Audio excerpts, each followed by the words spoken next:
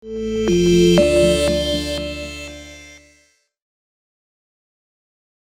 kita senang-senang guyon, senang bercanda. Kan hati yang gembira adalah obat, Bapak Ibu Saudara ya.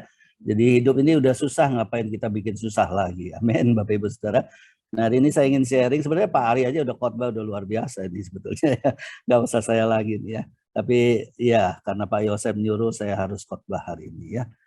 Oke, saya ingin khotbah tentang satu tema, healing place ya. Biasanya hiding place ya, tapi ini healing place ya. Kata healing hari-hari ini lagi populer Bapak Ibu Saudara ya. Apalagi katanya generasi ini generasi yang perlu healing ya. Saya baru pulang melayani satu keluarga yang berasal dari agama Buddha. Baru bertobat 2 bulan yang lalu, 3 bulan lalu ya. Bulan Januari papanya dibaptis. Suami istri ini cerai ya, cerai karena banyak hal lah, saya nggak bisa cerita di sini. Nah, Bapak ini tadi kita layani pelepasan dan dia juga minta anaknya untuk dilayani ya.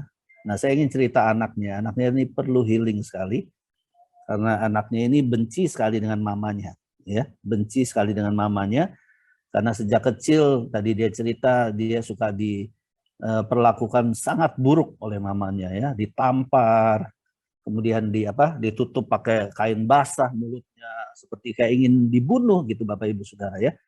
Dan memang keluarga ini terlibat sangat erat dengan okultisme ya, terlibat sangat erat dengan okultisme. Tadi jimat-jimatnya diserahkan ke kami musnahkan bersama-sama dan kami melayani anak ini ya baru usia 21 tahun dan dia menangis sejadi-jadinya untuk melepaskan pengampunan untuk mamanya gitu ya.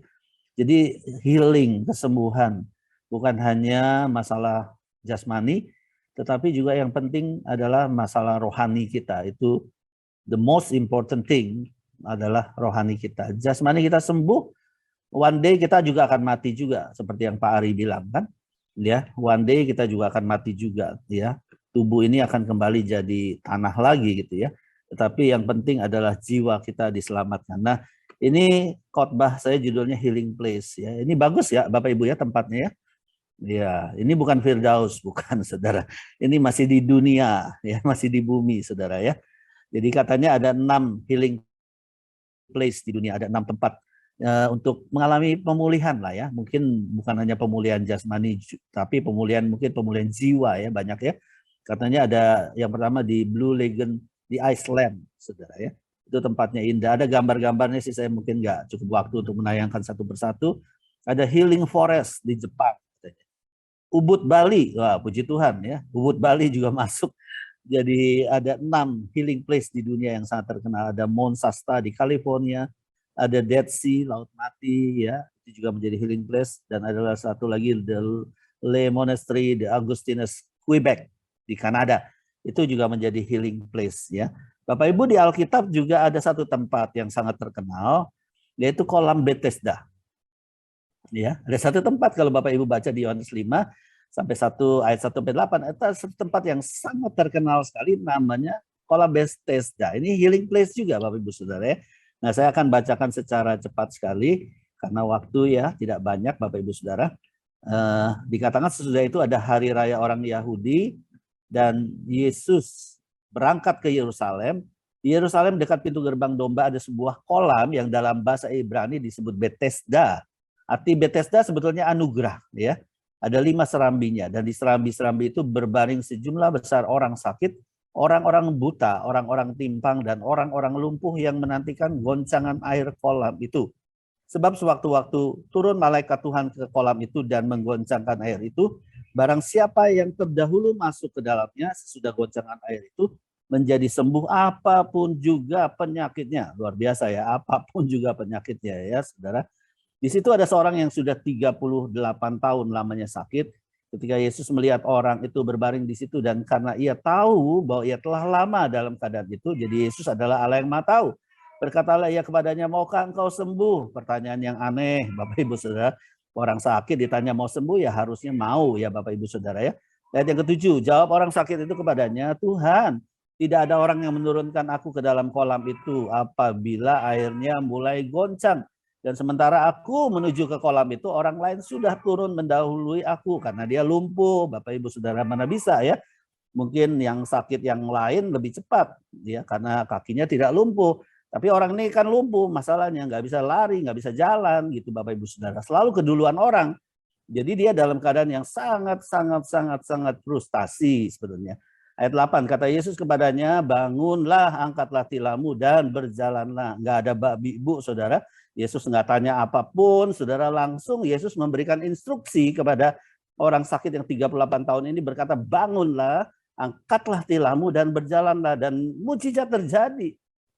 Mujizat terjadi. Ini satu kisah yang menurut saya sangat luar biasa, menunjukkan kedaulatan Tuhan, ya. Menunjukkan kedaulatan Tuhan seperti yang Pak Ari bilang, kesembuhan itu adalah kedaulatan Tuhan, ya.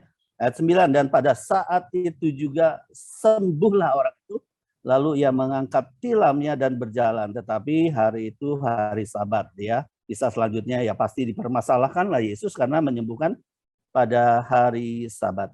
Yang terjadi, saudara, ya, kolam Bethesda itu apa sih?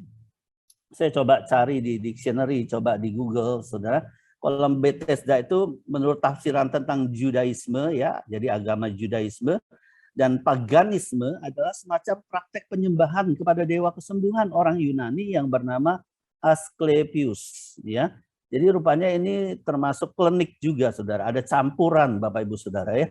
Walaupun mungkin Tuhan juga bisa pakai ya kolam itu menjadi alat kesembuhan.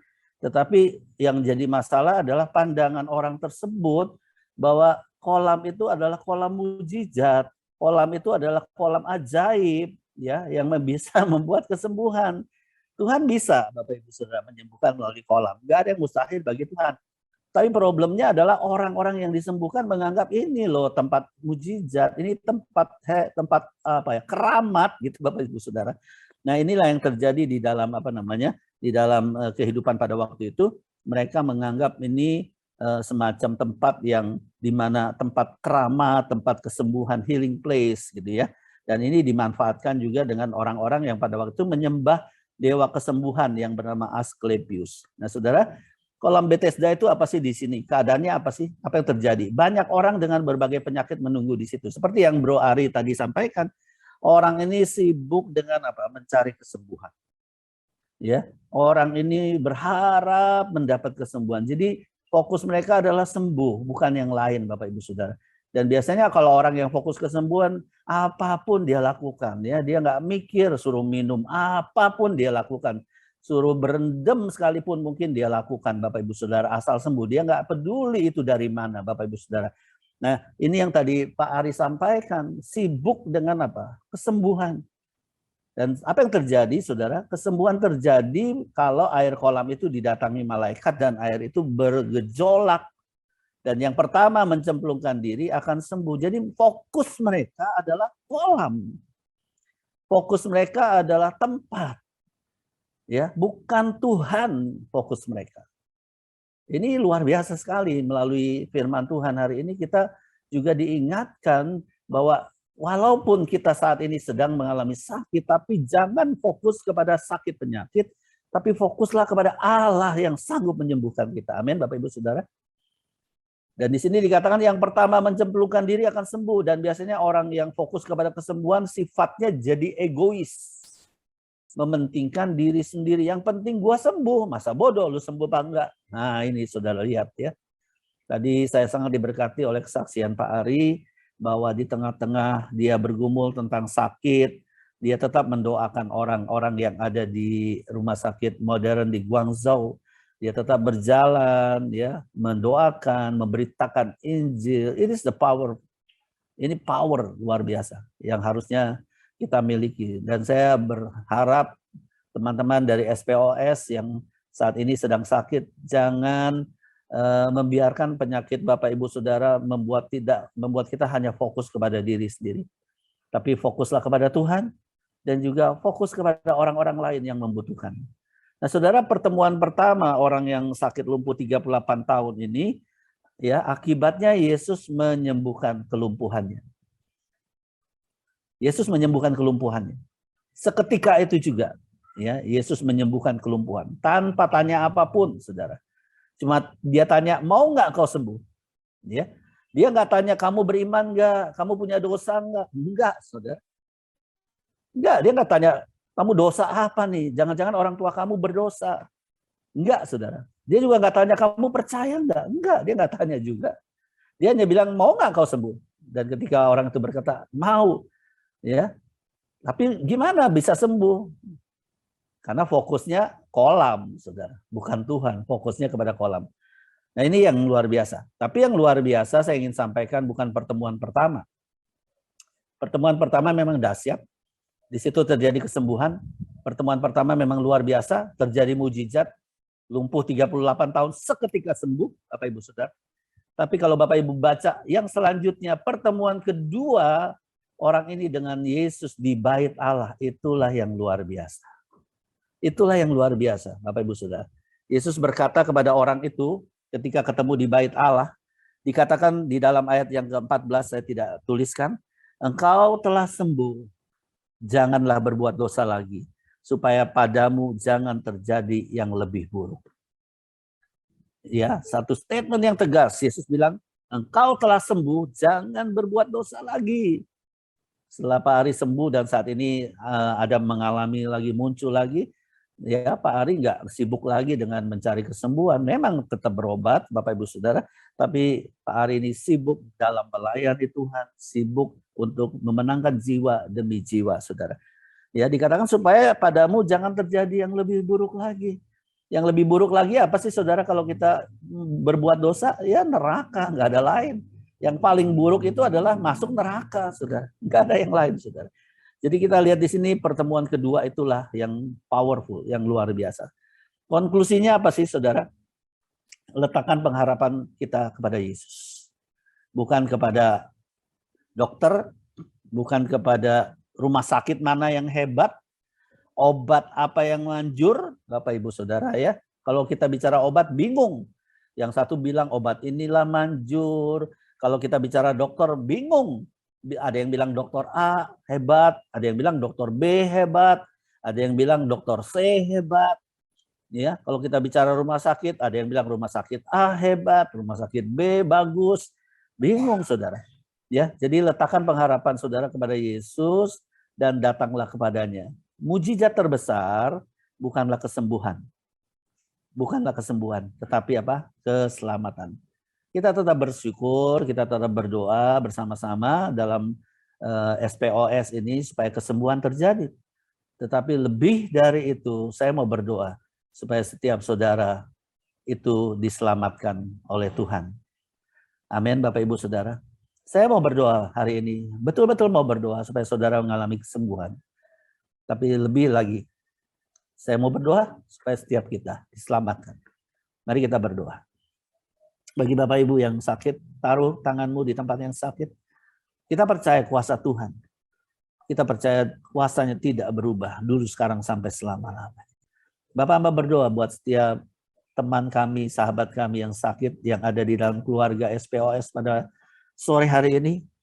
Hamba mau berdoa, sakit apapun Tuhan, yang bisa kami sebutkan, walaupun kami mungkin tidak mengerti sakit itu sakit apa. Tetapi Alkitab berkata, nama Yesus adalah nama di atas segala nama. Oleh karenanya setiap penyakit akan ditaklukkan. Bertekuk lutut di dalam nama Yesus. Kami mau katakan di dalam nama Yesus segala penyakit apapun yang hamba-Mu tidak sebutkan satu persatu. Karena begitu banyak jenis penyakit, tetapi apapun nama penyakit itu ditaklukkan di dalam nama Tuhan Yesus. Hamba berdoa kesembuhan terjadi untuk semua saudara-saudara kami yang ada di dalam ruangan Zoom ini, dalam acara MHI ini, kesembuhan terjadi. Kanker, jantung, sakit ginjal, apapun nama penyakit yang begitu banyak, hari ini kami mau katakan engkau takluk di bawah kuasa nama Yesus. Kesembuhan terjadi, mujizat terjadi di dalam tubuh anak-anakmu yang sakit pada hari ini. Dan kami percaya anugerah Tuhan bukan terletak pada kolam, bukan pada dokter, tetapi anugerah itu hanya ada di dalam nama Tuhan Yesus. Tuhan bisa memakai dokter, Tuhan bisa memakai rumah sakit, Tuhan bisa memakai obat, tapi semuanya Tuhan yang memakai. Yang terpenting bukan obatnya, bukan rumah sakitnya, bukan dokternya, tetapi yang terpenting adalah behind, di balik itu siapa yang bekerja, yaitu Tuhan Yesus.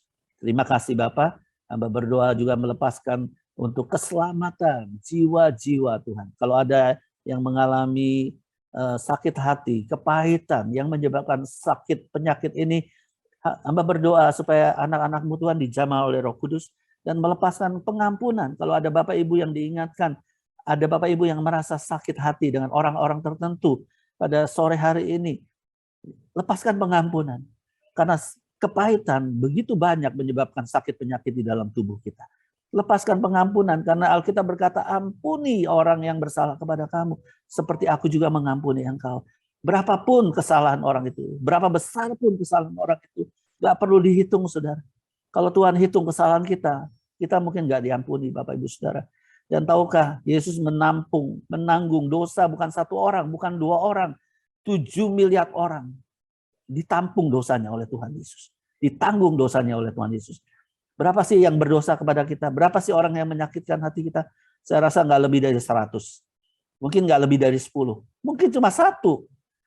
Tetapi jangan biarkan yang 1 itu membuat tubuhmu sakit. Jangan membiarkan yang 1 itu merusak jiwamu. Sehingga engkau tidak lagi mengalami damai sejahtera Tuhan. Lepaskan pengampunan. Kalau ada Bapak Ibu yang merasa ada sakit hati, kepahitan, lepaskan pengampunan. Dan saya percaya berkat kesembuhan akan mengalir dalam hidupmu. Terima kasih Tuhan Yesus. Hamba berdoa juga terlebih lagi untuk keselamatan kami masing-masing. Karena kami tahu usia kami terbatas, 70, 80 tahun. Dan selebihnya kami akan masuk hidup di dalam kekekalan bersama dengan Tuhan. Bapa, biar setiap kami harus yakin bahwa kami sudah diselamatkan oleh Yesus. Itu jauh lebih penting daripada kesembuhan yang bisa kami terima. Terima kasih Bapak, kami mengucap syukur untuk sore hari ini. Berkati Ari Tuhan di dalam pelayanannya, di dalam setiap pekerjaan usahanya dengan istrinya Tuhan. Kami percaya anak-Mu ini akan dipakai Tuhan luar biasa. Banyak jiwa akan dimenangkan bagi Engkau. Dalam nama Yesus kami sudah berdoa. Terima kasih, Tuhan Yesus memberkati. Amin.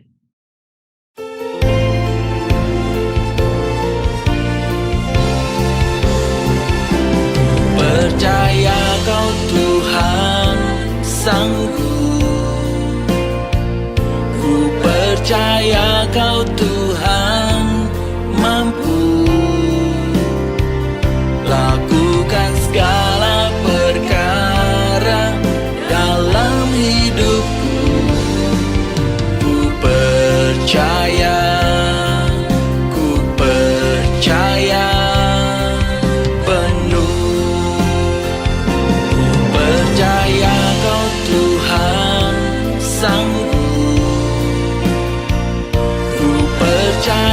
kau Tuhan.